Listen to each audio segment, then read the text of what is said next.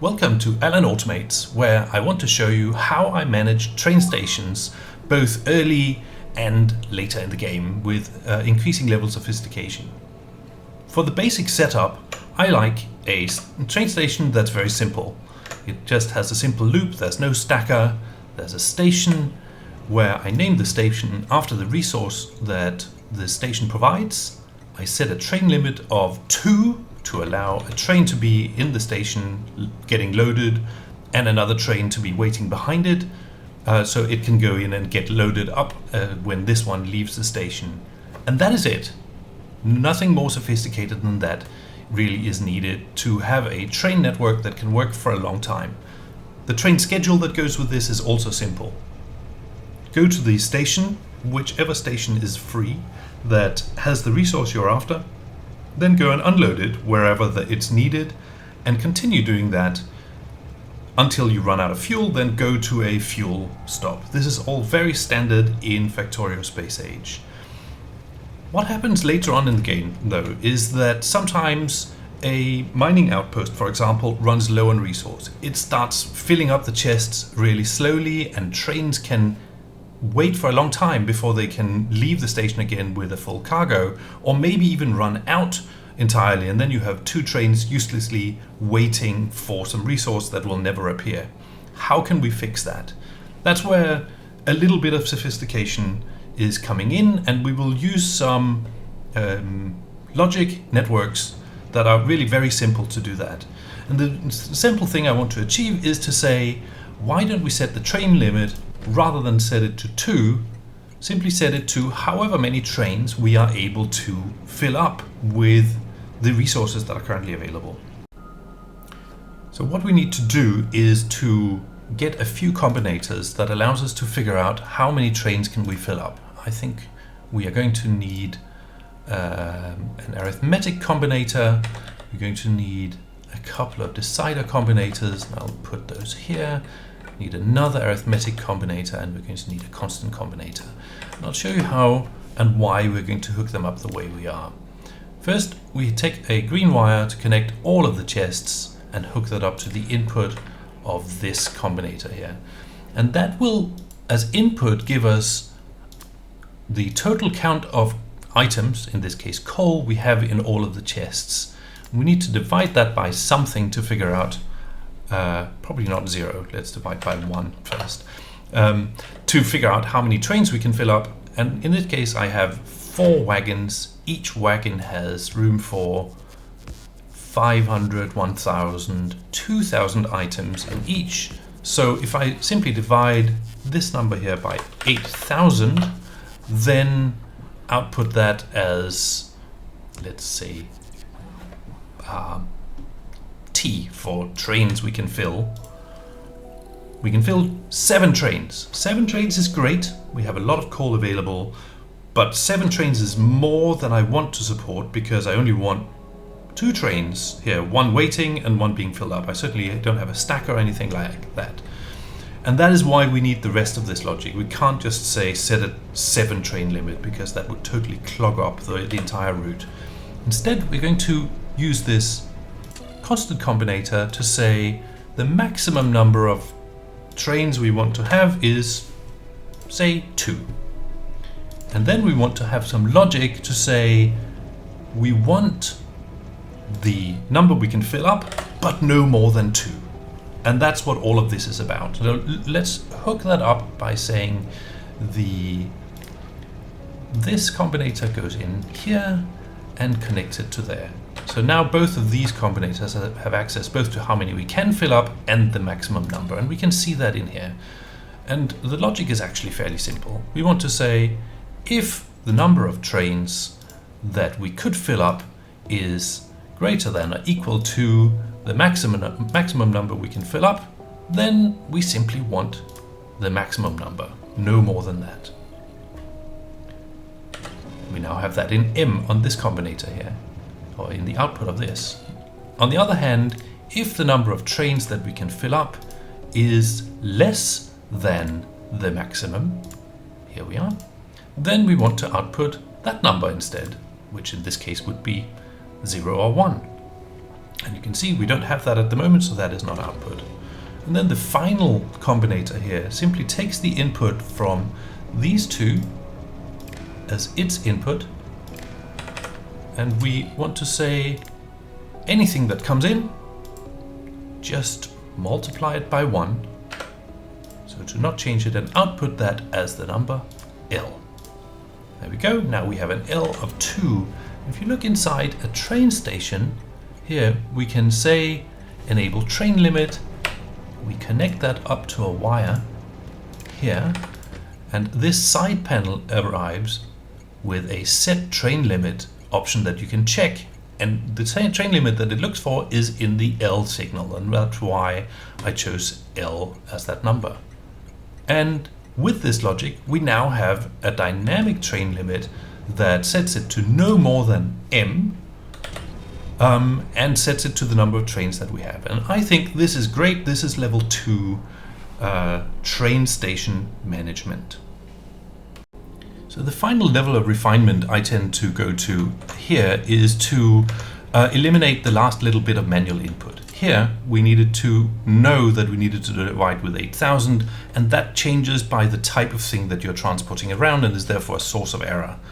We also can end up with trains stuck here, and I want to solve those problems.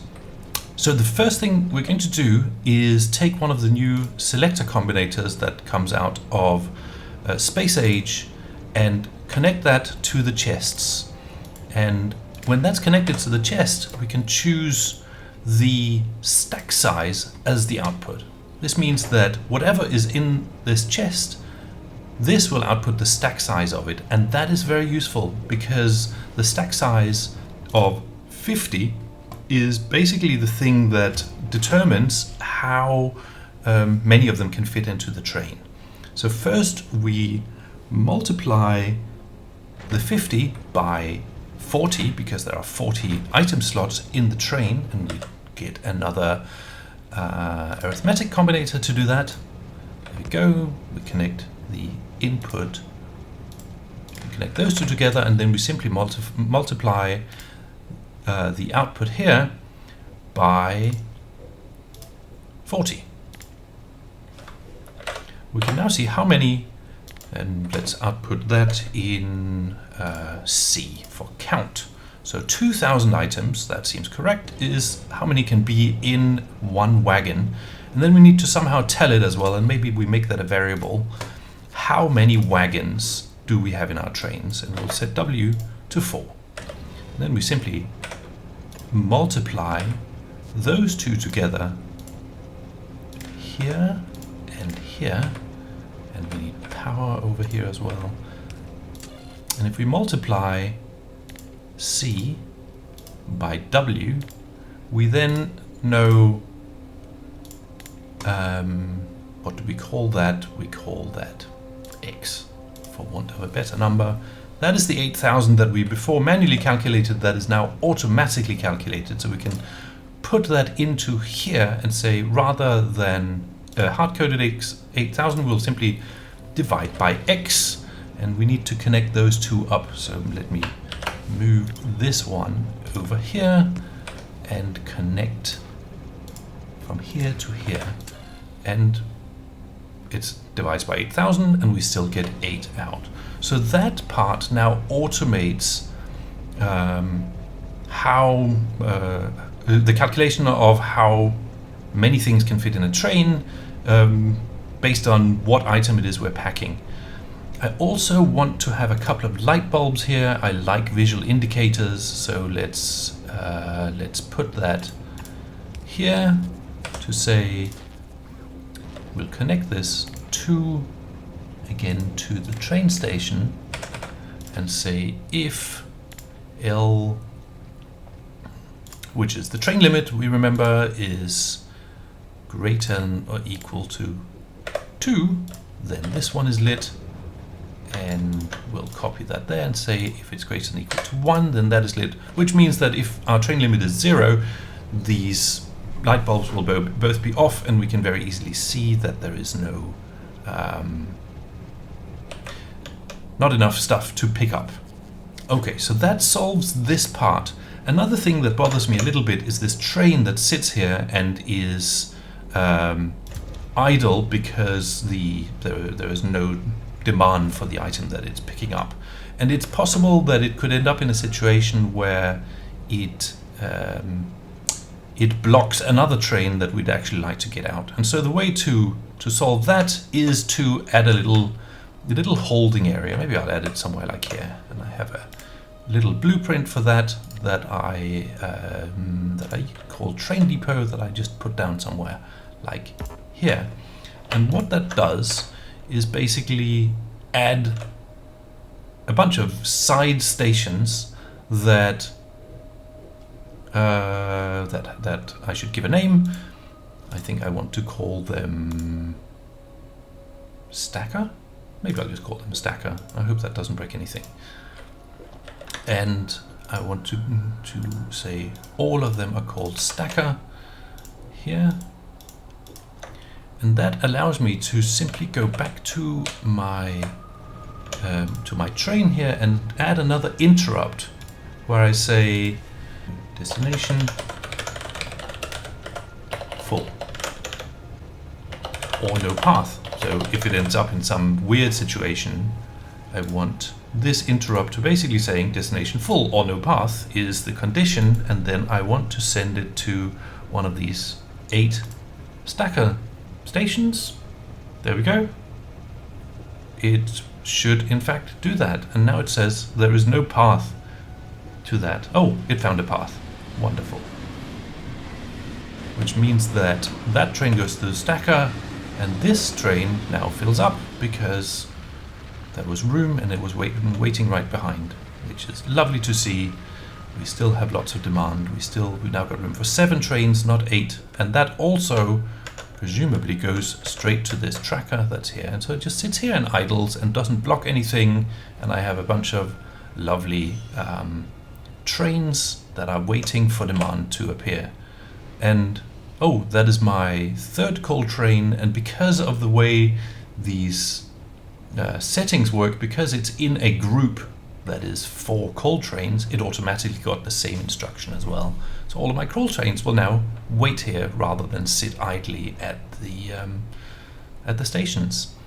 So we've now created a system where the train limit is set automatically based on the kind of item that we load, and I want to show you how to actually set it up by just copying this, which is what will be in the blueprint, to somewhere, say here, put it down and see what happens. So initially we need to configure that we want a maximum of 2 trains, we want a maximum of 4 wagons. Let's maybe say we want a maximum of 1 wagon to see what that does to the logic.